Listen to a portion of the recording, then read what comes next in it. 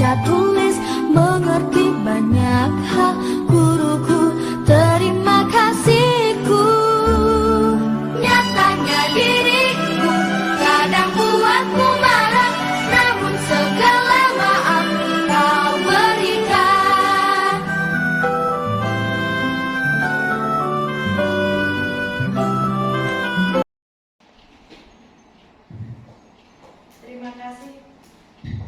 Terima kasih kepada Ibu Surati atas materi yang telah disampaikan. Semoga ilmu yang telah Ibu sampaikan bisa menambah wawasan dan pengetahuan kita semua, serta bisa menciptakan budaya positif di lingkungan sekolah kita.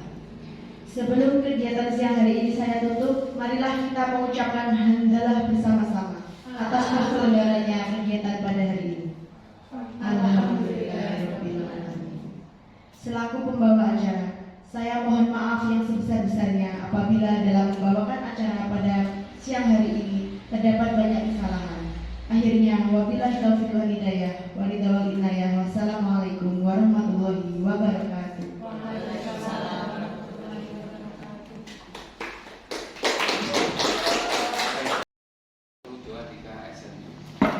Bismillahirrahmanirrahim. Assalamualaikum warahmatullahi wabarakatuh. Puji syukur kita panjatkan kehadirat Tuhan Yang Maha Kuasa yang telah melimpahkan rahmat-Nya sehingga kita bisa berkumpul dalam kegiatan hari ini. Yang terhormat Kepala Sekolah SDN Krajan II, yang kami hormati Bapak dan Ibu guru semuanya. Bapak Ibu yang kami hormati, hari ini Kamis 23 Agustus 2024 kita akan mengikuti kegiatan diseminasi budaya positif yang akan disampaikan oleh calon guru penggerak Angkatan 11 Kabupaten Magetan, yaitu Ibu Surati SPD dari SDN Krajan II. Supaya acara ini berjalan dengan lancar, marilah kita awali dengan doa bersama yang akan dipimpin oleh Bapak Nindi. Kepada Bapak Nindi, waktu dan tempat saya persilakan.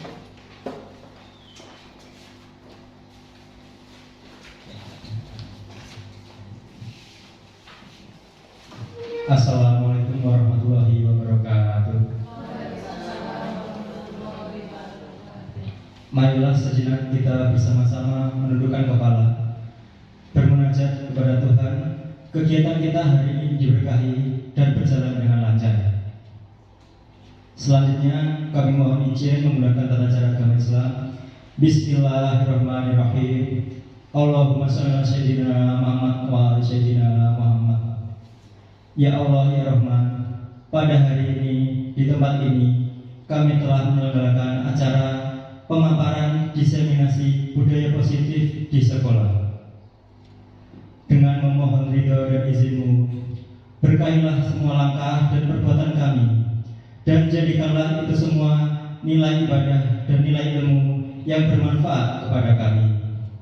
Ya Allah ya Wahid, Engkau yang Maha Satu dan Maha Mempersatukan. Kami mohon, perkuatkanlah persatuan di antara kami. Janganlah Engkau biarkan ada perpecahan di antara kami. Kami ingin kuat dalam persatuan itu agar lebih bermanfaat untuk agama, negara, dan bangsa ini. Ya Allah ya Ghafur, Engkau yang Maha Pengampun atas segala dosa. Ampunilah dosa kami, dosa orang tua kami, dosa para pemimpin kami, dosa para pejuang-Mu, dan dosa para pendahulu kami. Tempatkanlah kami dan mereka semua ini dalam lindungan rahmat dan ampunan-Mu.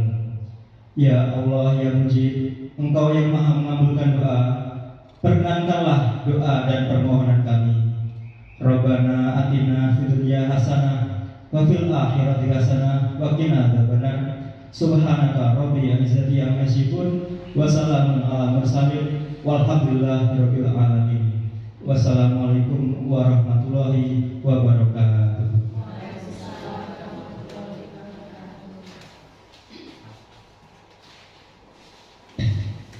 Terima kasih saya sampaikan kepada Bapak Nindi. Semoga acara hari ini bisa berjalan lancar sesuai dengan harapan kita semua. Sebelum acara inti kita mulai, kami mohon kepada Bapak Mariano SPD selaku Kepala Sekolah untuk menyampaikan sambutan sebagai bukti bahwa guru di SDN Raja II sangat mendukung Ibu Surati untuk mengikuti CGP Angkatan 11 ini. Kepada Bapak Mariana SPD, waktu dan tempat saya persilahkan.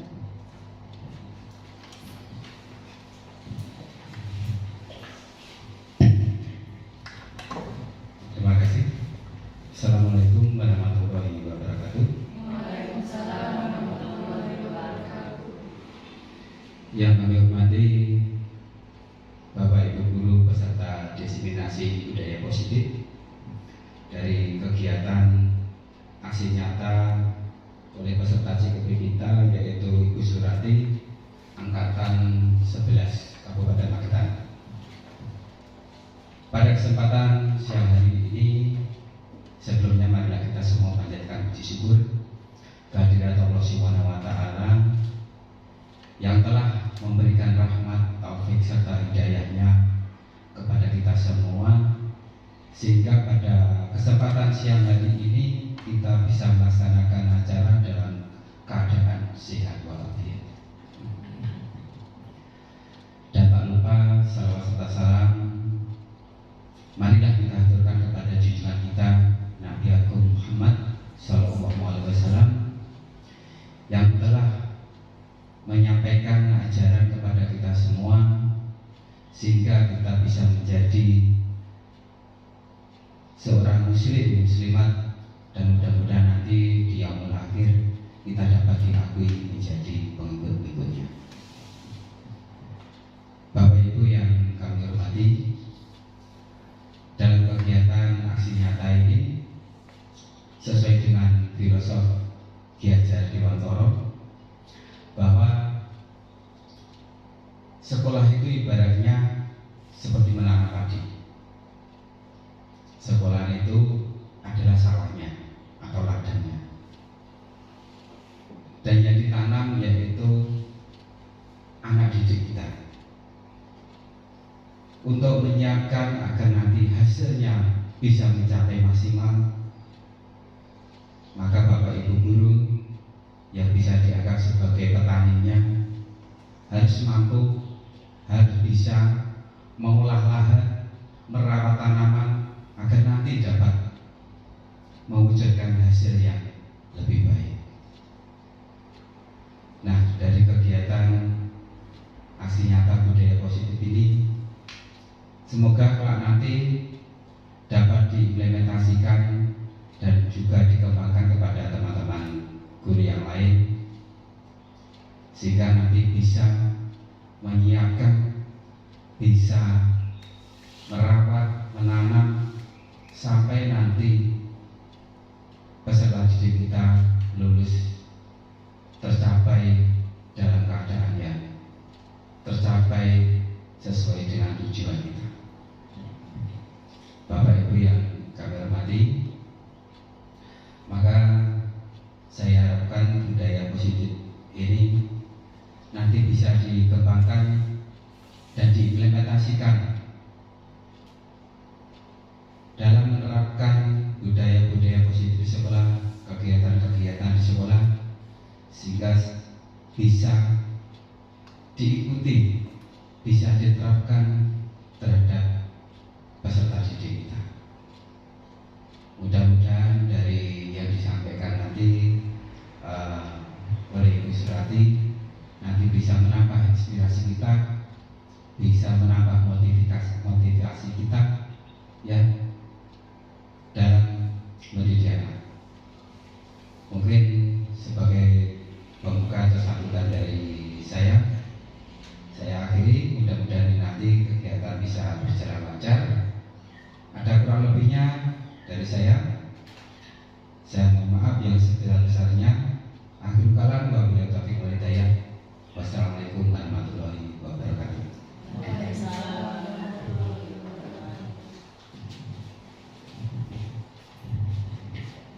Baiklah, saya ucapkan terima kasih kepada Bapak Mariana atas sambutan yang telah diberikan. Baiklah Bapak Ibu Saudara sekalian, tibalah kita pada acara inti, yaitu penyampaian materi budaya positif yang akan disampaikan oleh Ibu Surati SPD. Kepada Ibu Surati SPD, waktu dan tempat saya persilahkan.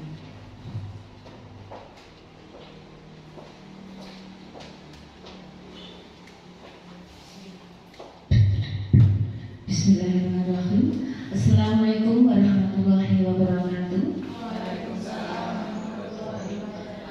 Yang terhormat Bapak Kepala Sekolah SDN Krajan 2, yang saya hormati Bapak Ibu Guru SDN Krajan 2, dan saya ucapkan terima kasih atas kesediaannya memenuhi undangan saya yang akan memaparkan diseminasi modul 1.4 budaya positif. Dengan kesediaan, dengan kerelaan Bapak Ibu, semoga acara nanti bisa berjalan dengan lancar.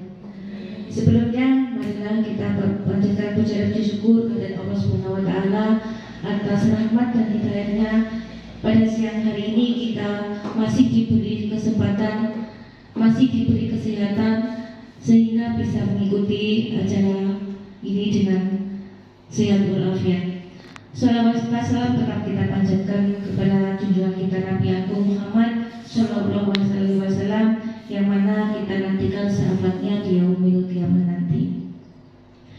Bapak Ibu, saya berdiri di depan sini bukan saya ini merasa paling pintar dari Bapak Ibu, namun di sini saya akan menyampaikan sedikit beberapa ilmu yang saya dapatkan dari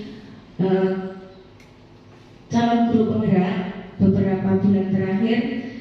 Semoga apa yang saya sampaikan nanti bisa membawa perubahan-perubahan yang positif di lembaga kita, yang mana kalau yang perubahan itu tidak hanya cukup saya seorang, namun saya membutuhkan kolaborasi dengan semua Bapak Ibu untuk mewujudkan perubahan pada lembaga kita, pada anak didik kita, untuk menjadi anak yang lebih baik. Baiklah, untuk kita mulai saja. Budaya positif, mungkin Bapak Ibu sudah mendengar atau pernah mendengar tentang kata budaya positif. Kira-kira apa yang terbesit di pikiran Bapak Ibu kalau mendengar budaya positif? Mungkin bisa memberikan pendapatnya.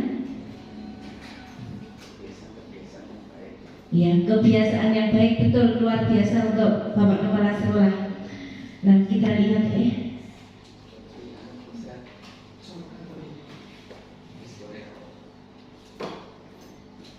ya, tujuan pendidikan kita adalah menurut Ki Hajar Dewantara, tujuan pendidikan adalah menuntun segala kodrat yang ada pada anak-anak agar mereka dapat mencapai keselamatan dan kebahagiaan yang setinggi-tingginya, baik sebagai manusia maupun sebagai anggota masyarakat. Oleh sebab itu, pendidik itu hanya dapat menuntun tumbuh atau hidupnya kekuatan kodrat yang ada pada anak-anak, agar dapat memperbaiki perilakunya, bukan dasarnya hidup dan tumbuhnya kekuatan kodrat anak. Jadi pada dasarnya Bapak Ibu, anak-anak itu lahir itu sudah punya kodratnya dari sendiri. Nah, tugas kita sebagai pendidik, sebagai guru, kita hanya menuntun, mengantar mereka menuju cita-cita anak-anak tersebut. Setiap anak punya cita-cita masing-masing. Suatu contoh, ada salah satu anak yang ingin jadi dokter. Nah, tugas kita nanti adalah menuntun anak-anak itu nanti menuju cita-citanya menjadi seorang dokter. Nah,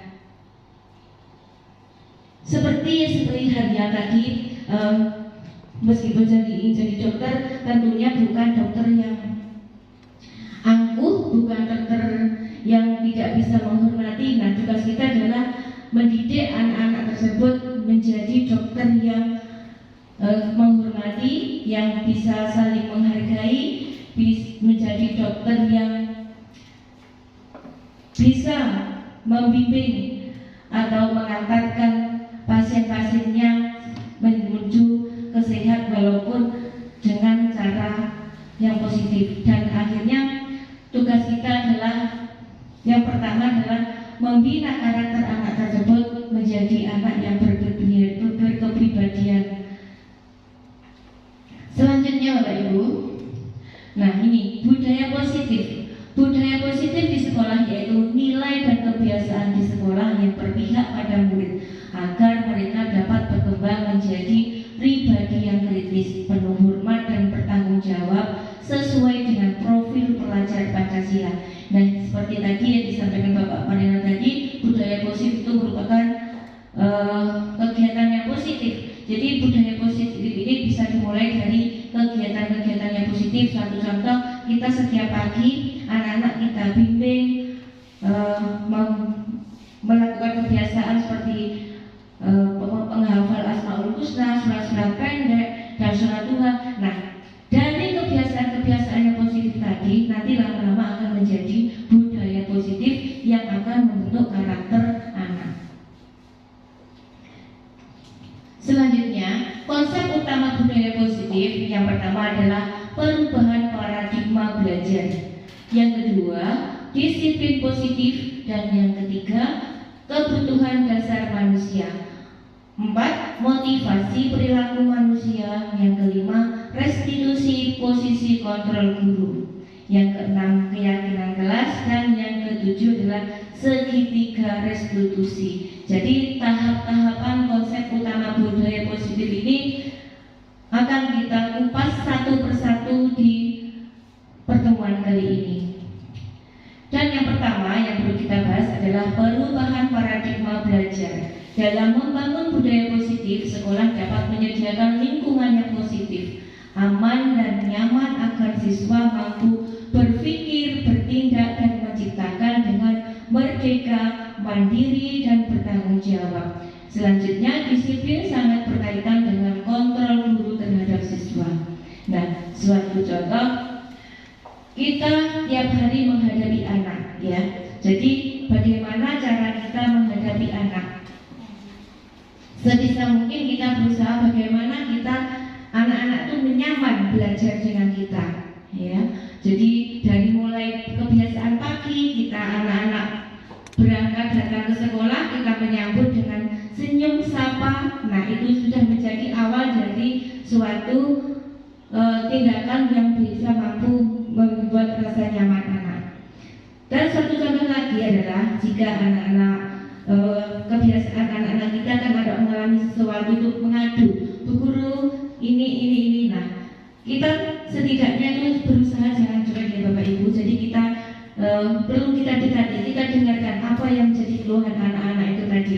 Kita dengarkan, kita beri motivasi pada anak tersebut supaya anak-anak tersebut merasa nyaman, sehingga anak-anak itu nanti akan menantikan kehadiran kita di sekolah. Nah, seringkali saya temukan Bapak Ibu ketika bel masuk, ya, terkadang Bapak Ibu masih rapat di sekolah, ini seringkali anak-anak itu mencari Bapak Ibu gurunya di sekolah. Bu, pelajaran ini. Nah, itu suatu contoh bahwa Bapak Ibu gurunya itu adalah sosok yang dinanti-nantikan oleh anak didiknya. Nah, hal seperti itulah yang harus kita pertahankan Bapak Ibu. Dan disiplin sangat berkaitan dengan kontrol guru terhadap siswa. Yang selain kenyamanan yaitu adalah disiplin. Jadi disiplin juga kita perlu terapkan di sekolah kita, dari mulai masuk sekolah sampai dari pulang sekolah. Contohnya kalau kita memukul lonceng, kadang anak-anak itu masih enak-enak nongkrong di jalan, masih suka jajan. Nah, hal tersebut, dari hal terkecil tersebut perlu kita perbaiki. Di antaranya dengan cara menegur. Nanti 2 kali, 3 kali, 4 kali ditegur. Lama-lama nanti anak-anak akan menjadi risih sendiri kalau tiap hari ditegur. Jadi mungkin perubahan-perubahan itu memang tidak sekejap, tapi membutuhkan proses yang sedikit demi sedikit, lama-kelamaan akan menjadi lebih baik. Selanjutnya adalah Anda dan teman Anda akan melakukan kegiatan jualan buka. Anda adalah A, tugas Anda adalah mengepalkan salah satu tangan Anda. Coba Anda bayangkan bahwa Anda menyimpan sesuatu yang sangat berharga di dalam kepalan tangan Anda. Anda perlu menjaga benda tersebut sekuat tenaga Anda karena begitu pentingnya untuk kehidupan Anda. Tugas B rekan Anda, jadi teman 2 orang, 1 A, 1 B, mencoba dengan segala cara untuk membuka kepalan tangan Anda. Teman Anda B boleh membujuk, menghardik, mengintimidasi, memarahi, menggoda, menggelitik, bahkan menawari Anda uang agar Anda bersedia membuka kepalan tangan Anda. Contohnya Bapak Ibu ya, ada 2 orang anak, yang satu megang tangan ini menggenggam. Nah, otomatis yang teman satunya akan merasa penasaran apa tuh yang ada di dalamnya, ya. Dengan cara apapun dia akan merasa penasaran, dia akan pengen tahu apa sih yang ada di dalam genggaman tangannya. Nah, dengan cara entah caranya dengan membujuk, merayu, buka aja lah, nanti saya beri hadiah, saya beri imbalan, karena rasa penasarannya tadi. Otomatis yang menggenggam tangan ini ingin dibuka enggak? Ingin membuka tangannya enggak Bapak Ibu? Kalau sudah diberi, sudah dirayu, sudah diancam, sudah dengan segala macam, kira-kira yang genggam tangan ini mau buka enggak? Mau, ya, seperti itu. Contohnya, karena sebenarnya tidak ingin membuka apa yang ada di dalamnya, karena tadi ada dorongan dari luar, karena ada intimidasi, ada ancaman, ada yang marahi. Jadi dengan sangat terpaksa dia akan membuka tangannya seperti itu. Nah, itu adalah contoh seperti ada siswa-siswa, ya. Jadi kalau dia mau disiplin, tapi karena diancam oleh gurunya, mungkin karena takut dengan gurunya. Nah, sebisa mungkin kalau karakter anak itu disiplinnya berasal dari dirinya sendiri tanpa ada dorongan dari luar. Tapi memang kalau anak sekarang ya pelan-pelan didekati, diarahkan, nanti lama-lama akan sadar sendiri. Selanjutnya adalah perubahan paradigma belajar. Perubahan paradigma teori kontrol atau ilustrasi kontrol menurut Dr. William Glasser adalah ilusi guru mengontrol murid. Yang kedua, ilusi bahwa semua penguatan positif, efektif, dan bermanfaat. Ilusi bahwa kritik dan membuat orang merasa bersalah dapat menguatkan karakter. Yang terakhir adalah ilusi bahwa orang dewasa memiliki hak untuk memaksa. Yang pertama adalah yang kita bahas adalah ilusi guru mengontrol murid. Nah, jadi kita setiap hari itu berinteraksi dengan siswa, jadi kita punya kewajiban mengontrol apa sih yang dilakukan murid itu setelah di luar pelajaran. Nah, terkadang kalau di luar pengawasan kita, anak-anak itu bisa bertengkar ataupun melakukan hal-hal yang lain. Nah, tugas kita adalah mengontrol. Mengontrol itu adalah dalam arti mengarahkan anak-anak tersebut bisa menyelesaikan masalahnya.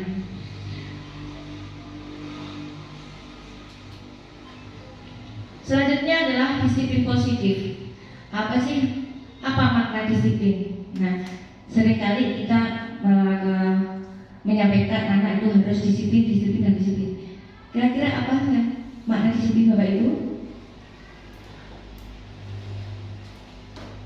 Nah, ini disiplin adalah kemampuan memerintah diri sendiri dalam mengontrol dan menguasai diri untuk memilih tindakan yang mengacu pada nilai-nilai yang kita hargai dan penuh tanggung jawab tanpa terperintah orang lain.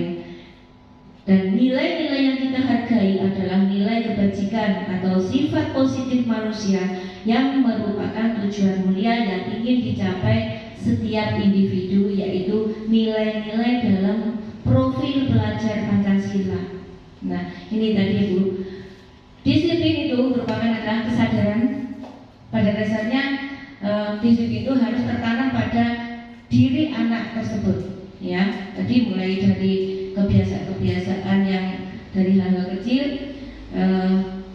dari kebiasaan-kebiasaan yang tiap hari, selanjutnya nanti akan menjadi anak-anak akan terbiasa akan melakukan hal-hal yang sifatnya disiplin, entah itu disiplin waktu, entah itu disiplin dalam kerapian, kebersihan. Nah, yang ketiga adalah kebutuhan dasar manusia. Realitas atau kebutuhan setiap orang itu berbeda. Kita harus berusaha memahami pandangan orang lain tentang dunia. Setiap orang memiliki gambaran yang berbeda. Bapak Ibu, kebutuhan dasar itu manusia itu apa saja? Sandang, pangan, papan. Nah itu ya. Jadi di sini ada cinta kasih atau diterima. Ya, selanjutnya adalah kebutuhan kesenangan, dan yang ketiga adalah kebutuhan penguasaan, yang terakhir adalah kebutuhan kebebasan. Suatu contoh, anak-anak bisa diterima cinta kasih sayang, misalnya anak-anak sering berteman dengan temannya dengan rukun selalu. Nah itu contohnya dari mereka akan merasa dicintai oleh teman-temannya. Begitu juga dengan gurunya, kalau mereka bisa nyaman dengan gurunya, dia akan merasa dicinta dan dikasihi oleh guru-gurunya. Nah ini kasus pertama, contohnya Ibu Irma, guru kelas 6 di SDN 20 Sepadaku, sedang bingung menghadapi ulah salah satu murid di kelas bernama Raka. Beberapa anak telah datang dan mengeluhkan Raka yang seringkali meminta bekal makan siang mereka dengan paksa. Nah, jika Anda menghadapi situasi seperti Bu Irma, apa yang akan Anda lakukan? Nah, menurut Anda kira-kira apa alasan Raka melakukan hal ini? Nah, ini contoh kasusnya ya Bapak Ibu. Jadi sekolah kita, saya dulu sering menemui anak yang seperti ini. Tapi waktu itu saya memang belum tahu caranya menyelesaikan kasus seperti ini. Nah, kira-kira apa yang kita lakukan? Mungkin Raka kita lihat latar belakangnya, atau mungkin di rumah orang tuanya belum sempat masak, atau waktu berangkat belum sempat sarapan, sehingga di sekolah dia merasa lapar. Jadi dia akan meminta-minta milik temannya. Nah, itu yang perlu kita gali. Anak akan melakukan sesuatu itu mungkin harus ada sebab akibatnya, ya. Ada sebabnya, ada alasannya mengapa kok meminta-minta. Jadi itu yang perlu kita gali, permasalahan dari anak-anak yang mengalami hal-hal serupa. Nah, dalam konteks penerapan disiplin positif, Ibu Irma sebaiknya mencari tahu alasan Raka melakukan tindakan tersebut agar mengetahui kebutuhan mana yang sedang berusaha dipenuhi oleh Raka. Yang pertama, Raka lapar dan orang tuanya tidak membawakan bekal makan siang. Nah ini seperti yang saya sampaikan tadi, itu dia meminta-minta bekal anaknya karena satu, dia merasa lapar karena tidak membawa bekal. Yang kedua, teman Raka jadi perhatian Raka. Jadi istilahnya love and belonging, ya. Misalnya teman-temannya merasa kasihan sehingga dia rela makanannya dimakan oleh temannya.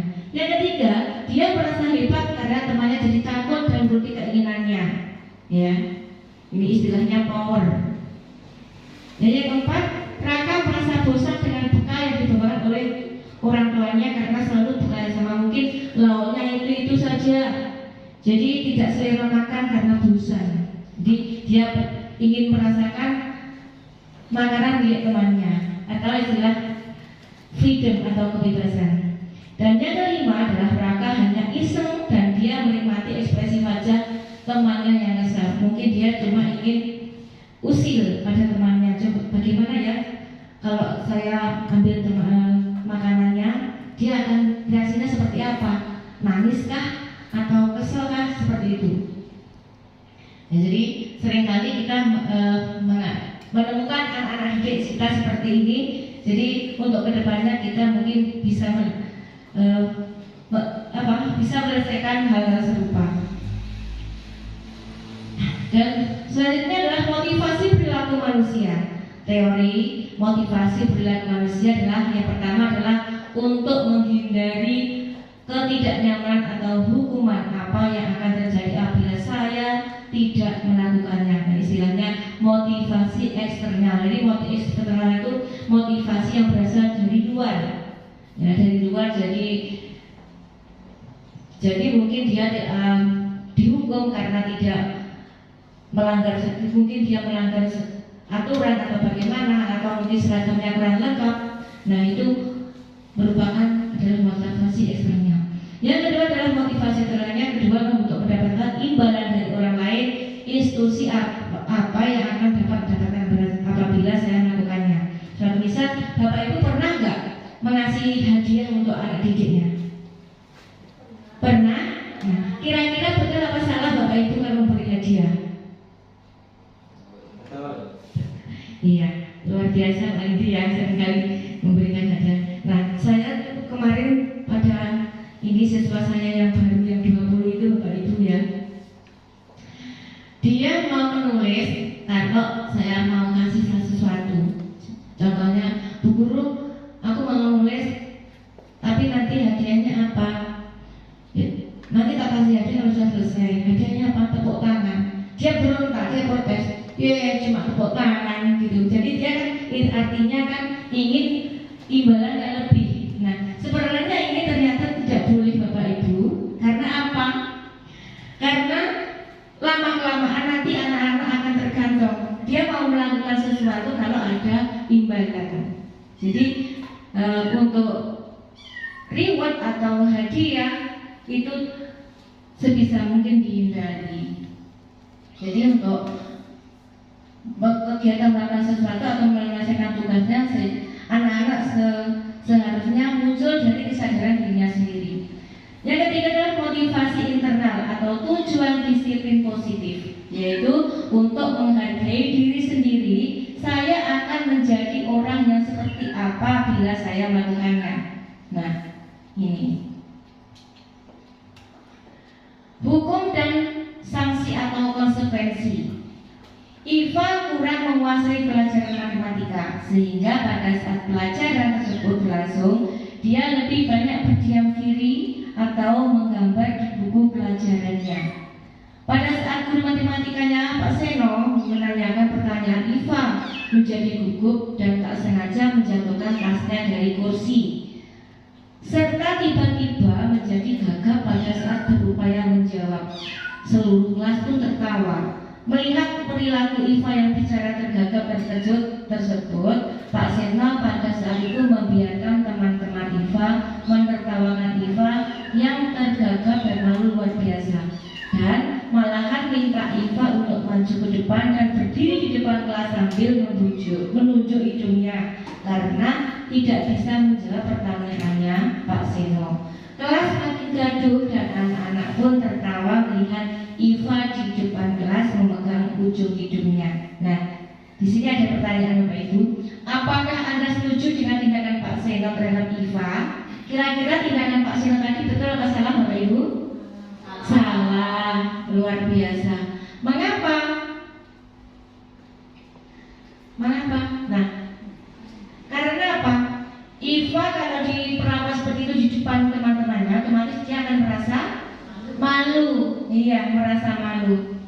Nah, itu nanti memori anak itu kan tajam sekali. Jadi hal-hal sekecil seperti ini yang dia akan teringat sampai usia berapapun, akan ingat, oh dulu waktu saya SD pernah dipermalukan oleh Pak Guru saya, seperti itu.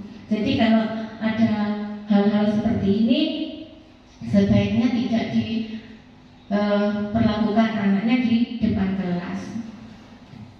Menurut Anda, tindakan Pak Seno terhadap Iva adalah sebuah hukuman atau konsekuensi?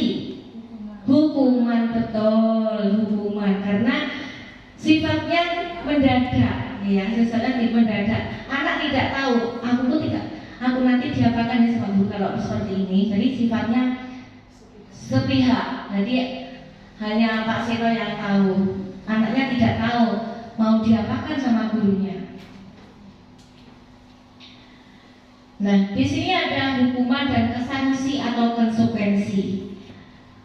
Ya, perbedaan identitas gagal dan identitas sukses, yaitu ada hukuman dan disiplin. Nah, kalau hukuman, sesuatu yang menyakitkan harus terjadi. Misalnya, anak-anak tidak mengerjakan PR, sana berdiri di pojokan dengan satu kaki, atau anak-anak tidak pakai seragam lengkap di saat upacara, sana menghormat bendera. Nah, ini suatu contoh adalah hukuman. Sedangkan disiplin atau konsekuensi adalah sesuatu harus terjadi, restitusinya merupakan pilihan. Dan tidak, kalau hukuman itu tidak nyaman untuk murid. Jadi anak tidak merasa nyaman, anak akan merasa tersakiti dan akan membekas pada usia dewasa. Yang selanjutnya adalah korban mendapatkan keadilan, seperti anak akan merasa seperti diadili, seperti dihukum.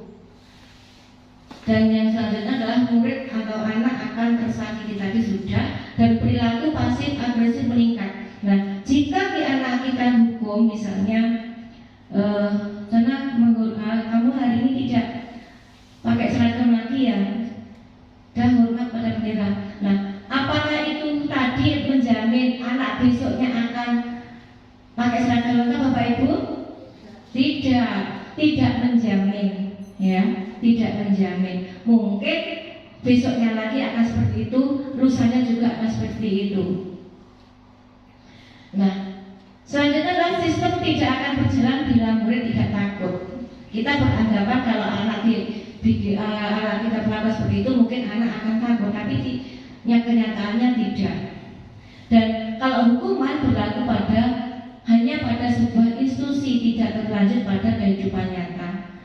Dan berikutnya adalah peraturan adalah kamu harus tahu. Nah ini, kamu harus tahu kenapa Bu Guru memperlakukan kamu seperti ini. Kamu tahu nggak? Nah, itu kalau hukuman itu nada bicaranya itu cenderung agak lebih keras, lebih nadanya tinggi. Yang terakhir adalah anak akan membenci peraturan. Nah, lama-kelamaan anak itu nanti akan tidak patuh pada peraturan, karena sering kalau dilanggar tiap hari, mungkin tiap hari juga dia akan merasa dihukum. Nah ini, mari berlatih hukuman atau konsekuensi. Nah kita simak Bapak Ibu. Lari mengelilingi lapangan basket 2 kali karena terlambat hadir di sekolah. Kira-kira ini termasuk hukuman atau konsekuensi Bapak Ibu? Hukuman, betul, luar biasa. Dan yang kedua, membersihkan coretan yang dibuat di meja tulis. Hukuman atau konsekuensi? Konsekuensi. Berikutnya, murid diminta untuk push up 15 kali karena tidak menggunakan masker ke sekolah. Hukuman. Dan berikutnya, menggantikan kertas tugas teman yang telah dicoret-coret, masuk konsekuensi.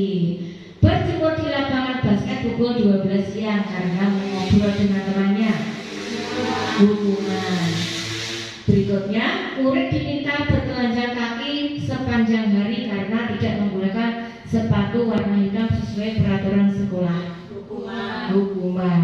Yang terakhir, berdiri di depan kelas sambil mengangkat kaki satu karena tidak bisa menjawab pertanyaan, termasuk hukuman. Kita lihat.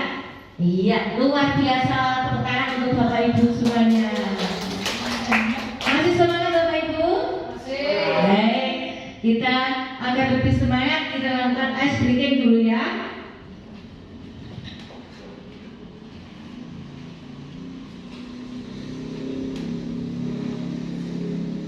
Kita cari dulu. Ayo berdiri Bapak Ibu, biar lebih semangat dan tidak ngantuk.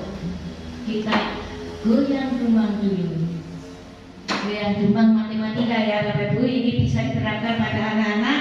Jika di kelas anak-anak itu sudah merasa capek, merasa ngantuk, bosan, ini bisa diterapkan di anak-anak biar lebih semangat lagi dalam belajar.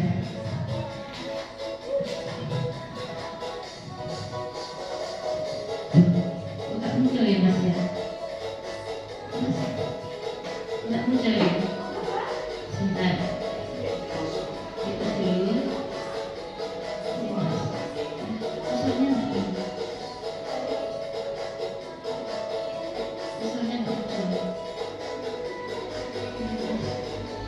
Maksudnya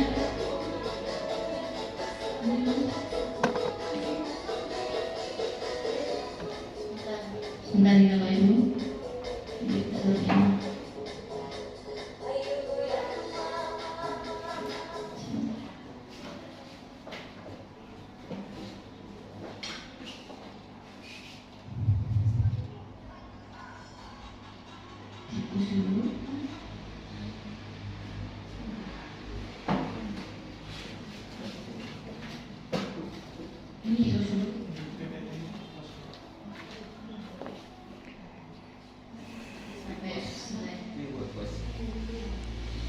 Lanjut.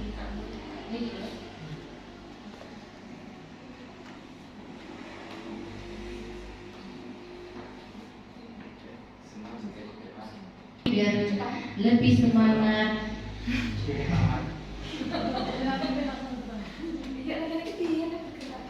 Ya. Kursinya bisa agak dimundurkan Bapak Ibu, biar bisa goyang cuma matematika ya Bapak Ibu. Jadi di sini ada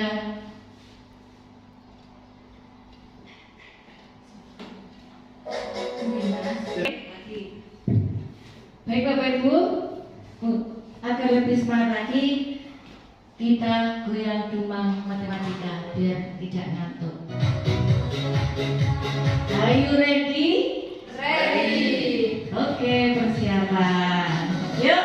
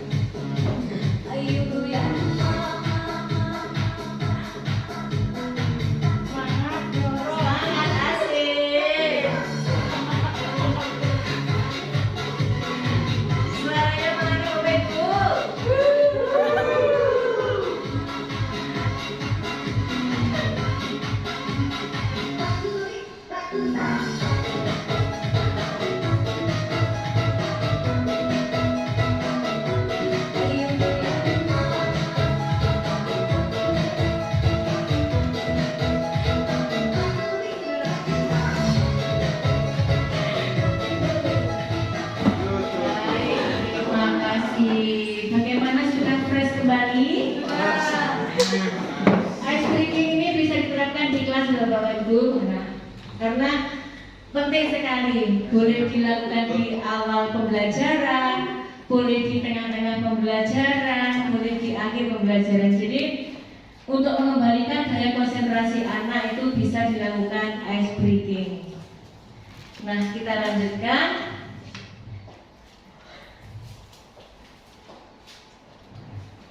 Baiklah, restitusi posisi kontrol guru. Jadi dengan mempelajari ini kita nanti akan tahu kita itu sebagai apa, bisa jadi boleh dibilang penghukum, boleh apakah kita nanti sebagai pembuat merasa bersalah, sebagai teman, pemantau ataukah manajer.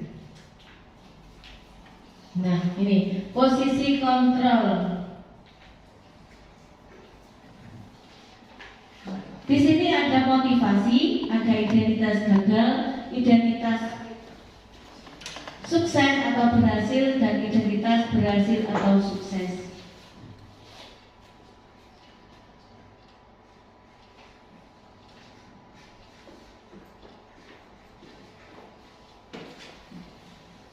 Nah, guru berbuat, kalau penghukum itu menghardik, menunjuk-nunjuk, menyakiti, menyindir. Jadi kalau kita itu menyindir, membujuk, itu termasuk penghukum. Nah, kalau membuat merasa bersalah, berceramah dan mengatakan seharu-harunya. Jadi kalau membuat merasa bersalah itu identik dengan kalimat yang lembut. Nah, kamu gimana sih? Masa ulangan dapat 6? Orang tuaku sudah capek-capek kerja, memberikan uang saku pada kamu, masa kamu di sekolah dapat ulangan hanya dapat 6? Nah, ini anak akan menunduk, akan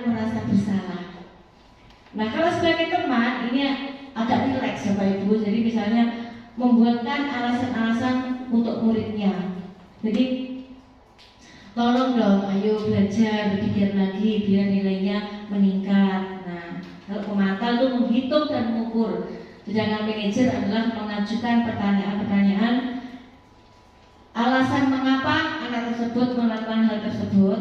Jadi tidak memberikan hukuman, melainkan memberi pertanyaan-pertanyaan agar anak bisa menemukan solusinya. Lanjut adalah pernyataan-pernyataan siapa yang mengatakan. Nah, saya kecewa sekali dengan kamu.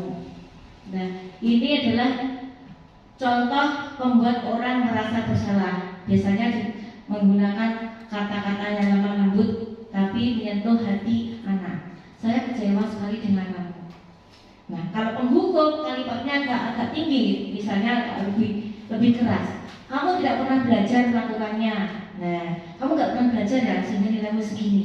Nah, ini sebagai penghukum. Kalau sebagai teman, ini agak rileks, anaknya biar agak lebih merasa nyaman. Ayolah lakukan demi Bapak Ibu, belajar yang rajin biar nilainya bagus. Kalau sebagai pemantau, apakah kamu mau mendapatkan stiker bintang hari ini? Nah, ini memberikan reward walaupun hanya sekedar bintang, ini boleh Bapak Ibu. Nah, kalau sebagai manajer, bagaimana kamu bisa menyelesaikan masalah ini? Nah, ini jadi anak diminta untuk menyelesaikan permasalahan sendiri, guru hanya memberikan pernyataan-pernyataan. Kalau sebagai penghukum, kamu selalu yang paling terakhir. Jadi, nih lihat nilaimu paling sedikit di antara di kelasmu. Nah, ini sebagai penghukum. Nah, ini kita lihat kasus 1. Pada hari Senin, Pak Alfi tidak masuk sekolah. Pak Alfi merupakan guru matematika saat itu. Bu Rina menggantikan Pak Alfi. Bu Rina baru 1 tahun menjadi guru SMP. Beberapa murid perempuan Vivi dan Natali mengetahui hal ini dan menggunakan kesempatan dan bersikap seenaknya, tertawa dan tidak mengindahkan kehadiran Bu Rina. Bu Rina mencoba menyapa Vivi dan Natali dengan ramah sambil mengingatkan untuk tetap fokus pada tugasnya. Ayolah, tugasnya dikerjakan. Nanti Ibu tegur Bapak Kepala Sekolah kalau kalian tidak mengerjakan tugas. Tolong bantu Ibu ya. Namun Vivi dan Natali malah tertawa. Ah, Ibu santai saja Bu. Mereka tetap tidak mengerjakan dengan tugas, malah ngobrol. Kira-kira sikap Bu Rina ini termasuk sebagai apa ini? Sebagai pemantau, sebagai teman, atau sebagai penghukum, atau sebagai apa tadi? Kan lihat kalimatnya Bapak Ibu. Tolong bantu Ibu ya. Nah, kalimatnya kan lebih iya. Sebagai kira-kira Bu Rina ini bersikapnya sebagai apa ini? Sebagai teman, betul. Sebagai teman, karena lihat kalimatnya ini sudah tampak sebagai teman. Nah, selanjutnya keyakinan kelas. Kita akan sebelum kita lanjutkan adalah sebelum masuk kelas itu hendaknya kita membuat keyakinan kelas dengan anak-anak. Jadi kalau anak-anak itu membuat keyakinan kelas, nanti anak-anak akan berpikir kalau akan berbuat salah itu akan melanggar keyakinannya sendiri. Nah, di sini keyakinan kelas adalah nilai-nilai kebajikan atau prinsip-prinsip universal yang disepakati bersama secara universal, lepas dari perbedaan agama, suku, negara, dan bahasa. Menurut Gosen, suatu keyakinan akan lebih memotivasi seseorang dalam intrinsik. Nah, seseorang akan lebih bersemangat untuk menjalankan keyakinannya daripada hanya sekedar mengikuti peraturan. Nah, di sini ada budaya positif, ya, peraturan kelas, keyakinan kelas, lingkungan positif, dan selanjutnya budaya positif. Nah, ini perbedaan peraturan dan keyakinan Bapak Ibu.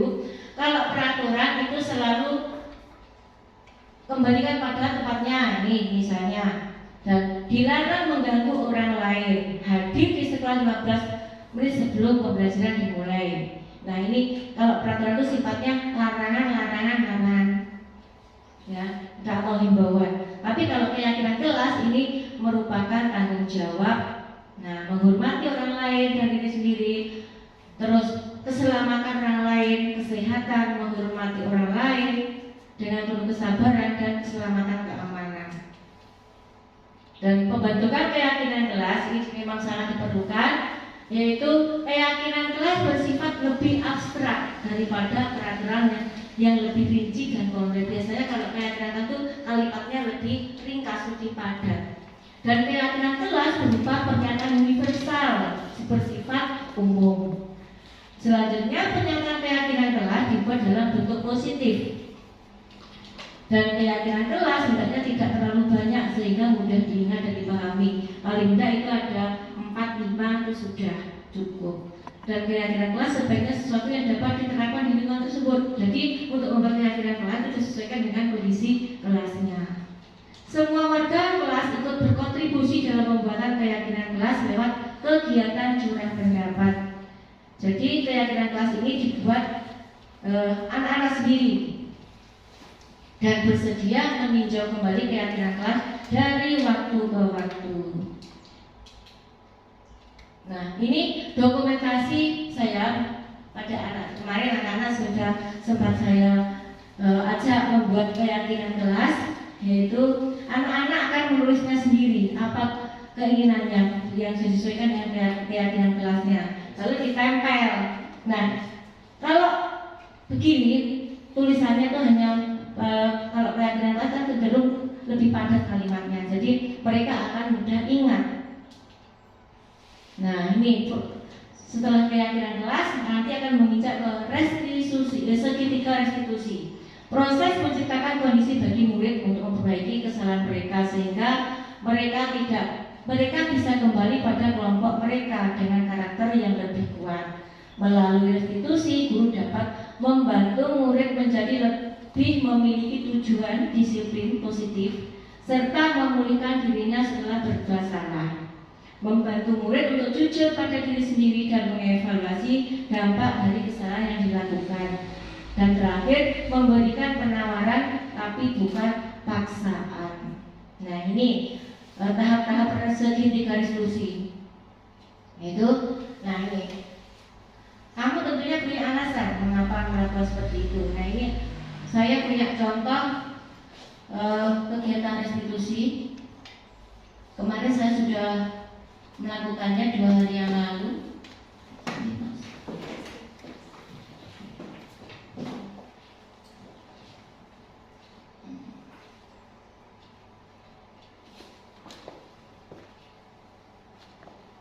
Biar lebih jelas, akan saya berikan contohnya nyata.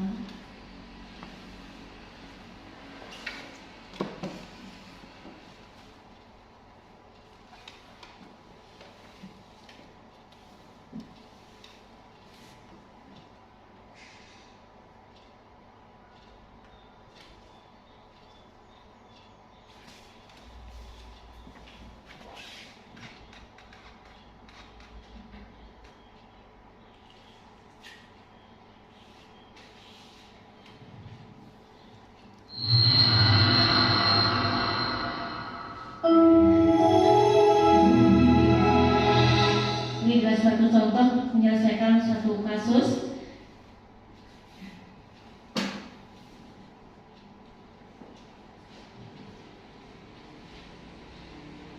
Nah, ini kasusnya Bapak Ibu.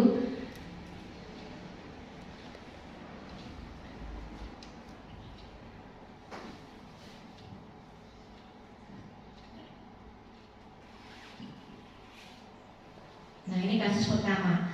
Farah sering terlambat datang ke sekolah sehingga banyak pelajar yang tertinggal. Ya, Bu. Selama ini sudah berapa kali terlambat? Yang lalu, Bu. Sering terlambat itu suatu kesalahan bukan? Iya, Bu. Baiklah, Farah. Bukan kesalahan itu hal yang wajar.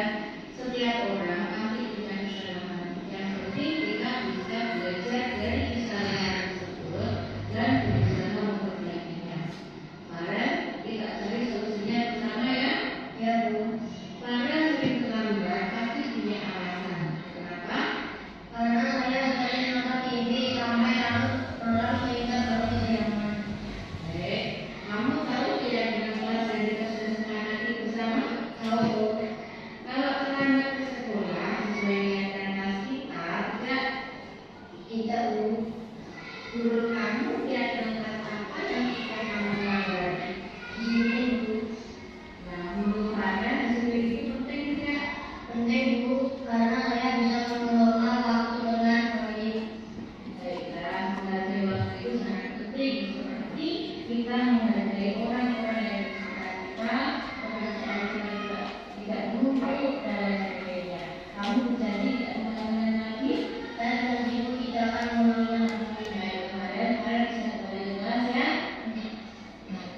seperti ini Bapak Ibu. Ini adalah contoh guru sebagai manajer.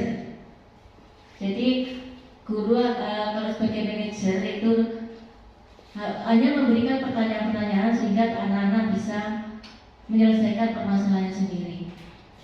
Nah, selanjutnya tahapan segitiga restitusi adalah tadi menstabilkan identitas. Berbuat salah itu tidak apa-apa, seperti tadi yang ada dalam video sudah tercover di situ.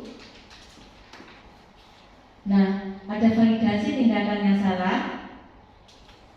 Dan berikutnya menanyakan keyakinan apa yang sudah dilanggar.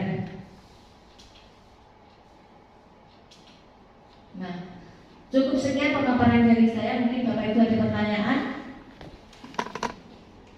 Iya, Bu Fitri. Maju mawar.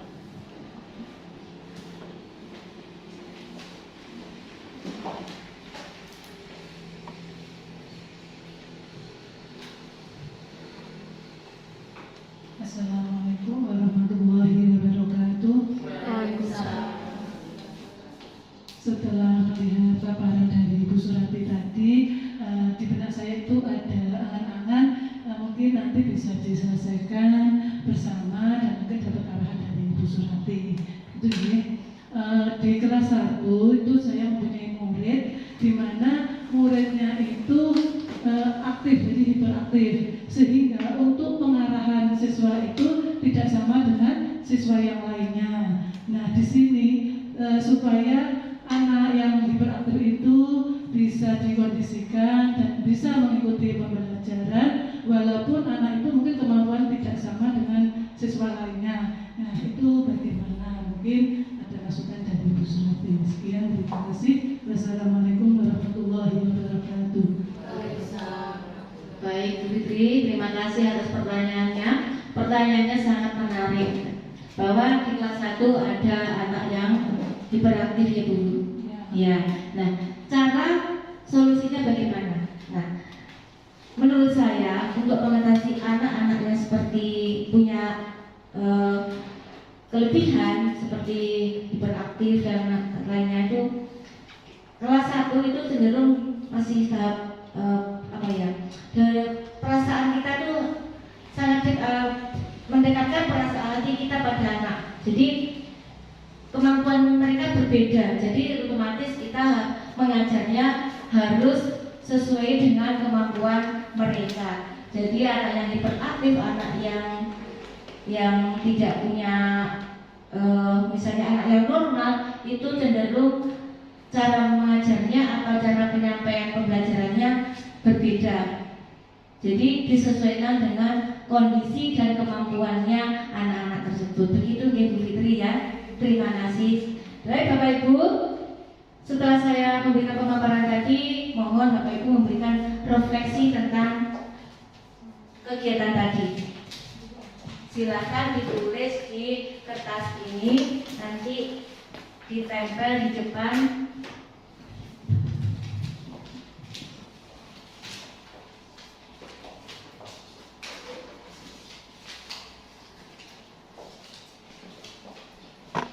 Bisa ditulis Bapak Ibu refleksinya apa tentang kegiatan hari ini, tentang pemaparan tadi.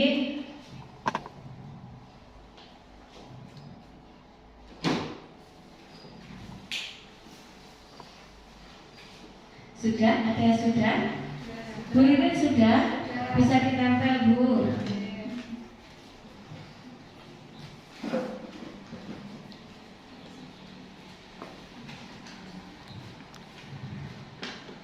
Ini sudah lempel langsung Bu Riri, tolong teman-teman mungkin sudah selesai bisa minta tolong ditempelkan sekalian.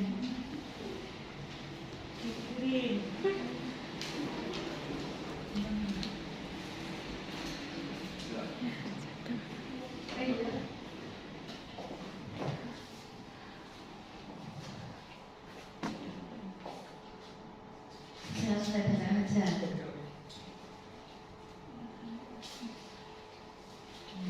Terima kasih atas refleksinya. Di sini saya akan coba membaca beberapa